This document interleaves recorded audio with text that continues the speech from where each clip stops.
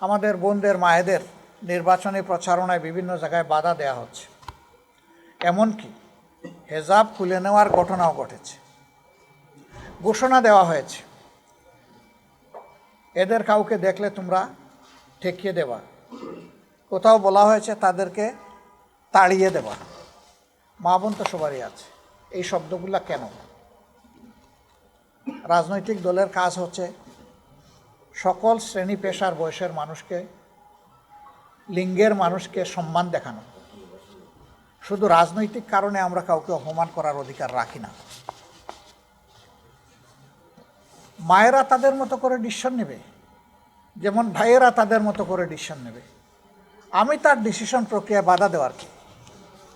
আমার যদি 10 জনকে ক্যাম্পেইন করার অধিকার থাকে, অবশ্যই তিনি মেল না ফিমেল এই কথা বড় কথা না, তারও অধিকার আছে, তিনিও ক্যাম্পেইন করবেন। আমাদের এই মিউচুয়াল রেসপেক্টের জায়গাটা আমাদের রক্ষা করতে হবে।